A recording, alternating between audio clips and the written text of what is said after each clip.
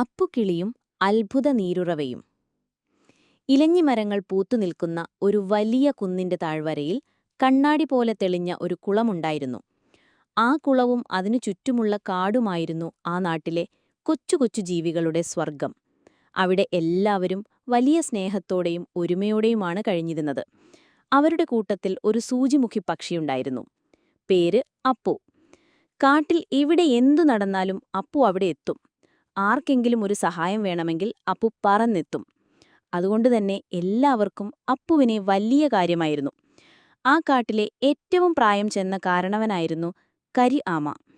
തന്റെ ജീവിതത്തിൽ ഒരുപാട് വേനലും മഴയും കണ്ട കരി ആമയുടെ ഉപദേശങ്ങൾ കേൾക്കാൻ എല്ലാവരും കാതോർത്തിരുന്നു.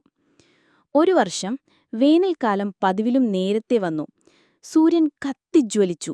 ദിവസങ്ങൾ കഴിഞ്ഞപ്പോൾ മരങ്ങളെല്ലാം വാടിത്തുടങ്ങി. പുഴകൾ വറ്റി. അവരുടെയെല്ലാം ജീവനാഡിയായ ആ കുളത്തിലെ വെള്ളം ഓരോ ദിവസവും കുറഞ്ഞുവന്നു. മൃഗങ്ങളെല്ലാം ആധിയിലായി.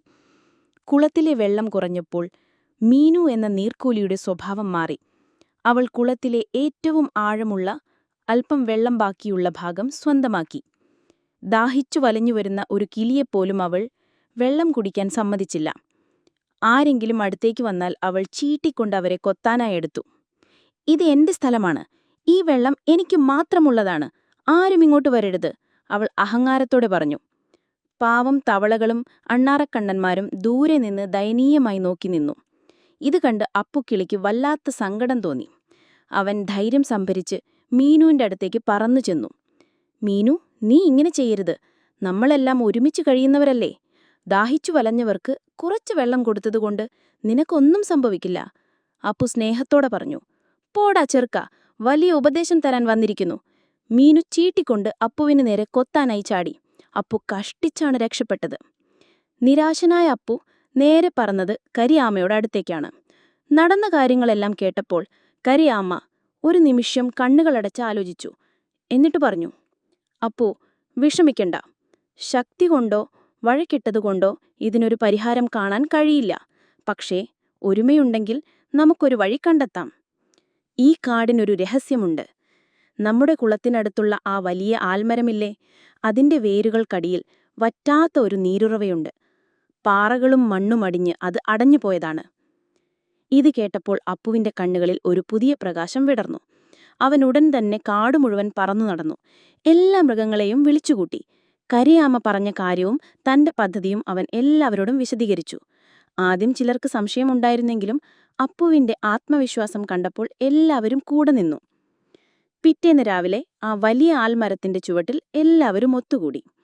അതൊരു വലിയ യജ്ഞത്തിന്റെ തുടക്കമായിരുന്നു. അണ്ണാറക്കണ്ണന്മാരും എലികളും അവരുടെ കൂർത്ത പല്ലുകൾ കൊണ്ട് മണ്ണു മാന്താൻ തുടങ്ങി. തവളകൾ നനഞ്ഞ മണ്ണ് തട്ടി നീക്കാൻ സഹായിച്ചു. മീനുകൾ വെള്ളത്തിനടിയിലുള്ള ചെറിയ കല്ലുകൾ ഉരുട്ടിമാറ്റാൻ ശ്രമിച്ചു. ഇതെല്ലാം കണ്ട് മീനു നീർക്കൂലി തന്റെ വെള്ളക്കെട്ടിലിരുന്ന് അവരെ കളിയാക്കി ചിരിച്ചു. ഹ ഹ ഹ, ഈ വിഡ്ഢികൾ വെറുതെ കഷ്ടപ്പെടുന്നു. ഈ മല പോലെ മണ്ണു മാറ്റിയിട്ട് എന്ത് കിട്ടാനാണ്? അവരുടെ കഠിനാധ്വാനം മണിക്കൂറുകൾ നീണ്ടുനിന്നു. ഒടുവിൽ അവർ ഒരു വലിയ പരന്ന പാറയുടെ മുന്നിലെത്തി. ആ പാറ അനക്കാൻ ആർക്കും കഴിഞ്ഞില്ല. എല്ലാവരും ക്ഷീണിച്ച് നിരാശരായി. അപ്പോഴേക്കും സാവധാനം നടന്ന് കരിയാമ്മ അവിടേക്ക് എത്തിച്ചേർന്നു. അദ്ദേഹം ആ വലിയ പാറയെ ഒന്നു നോക്കി. എന്നിട്ട് പറഞ്ഞു, പേടിക്കേണ്ട കൂട്ടുകാരെ, നമ്മൾ ഒരുമിച്ച് ശ്രമിച്ചാൽ ഇതും മാറ്റാൻ കഴിയും. കരിയാമ്മ തന്റെ ഉറപ്പുള്ള ചിരട്ട കൊണ്ട് ആ പാറയുടെ ഒരറ്റത്ത് മെല്ലെ ഉന്തി നിന്നു. എന്നിട്ട് ഉറക്കെ വിളിച്ചു പറഞ്ഞു, എല്ലാവരും ഈ വശത്തേക്ക് തള്ളൂ. അതൊരു പുതിയ ആവേശമായിരുന്നു. അണ്ണാന്മാരും മുയലുകളും തവളകളും എല്ലാവരും ചേർന്ന് ആ വലിയ പാറയുടെ ഒരു വശത്ത് ശക്തിയായി തള്ളി. കരിയാമ്മ മറുവശത്തു നിന്ന് അതിനെ ഉയർത്താൻ ശ്രമിച്ചു. എല്ലാവരുടെയും കൂട്ടായ പരിശ്രമത്തിൽ ആ വലിയ പാറ മെല്ലെ ഒന്നിളകി. പിന്നെ ഒരു വലിയ ശബ്ദത്തോടെ മറുവശത്തേക്ക് മറിഞ്ഞു വീണു. എല്ലാവരും ആകാംക്ഷയോടെ നോക്കി നിന്നു. പാറ ഇളകിയ വിടവിലൂടെ തണുത്ത ശുദ്ധമായ വെള്ളം ഒരു നേർത്ത നൂലുപോലെ പുറത്തേക്കൊഴുകാൻ തുടങ്ങി. നിമിഷങ്ങൾക്കുള്ളിൽ അതൊരു ചെറിയ അരുവിയായി മാറി. പുതിയൊരു കുളം അവിടെ രൂപപ്പെട്ടു. ഹായ്, വെള്ളം! എല്ലാ മൃഗങ്ങളും സന്തോഷം കൊണ്ട് തുള്ളിച്ചാടി. അവർ ആ പുതിയ നീരുറവയിൽ നിന്ന് മതി വരുവോളം വെള്ളം കുടിച്ചു. ഈ കാഴ്ച കണ്ടപ്പോൾ മീനു നീർക്കോലിക്ക് വല്ലാത്ത നാണക്കേട് തോന്നി. തന്റെ സ്വാർത്ഥത എത്ര വലുതായിരുന്നു എന്ന് അവൾ തിരിച്ചറിഞ്ഞു.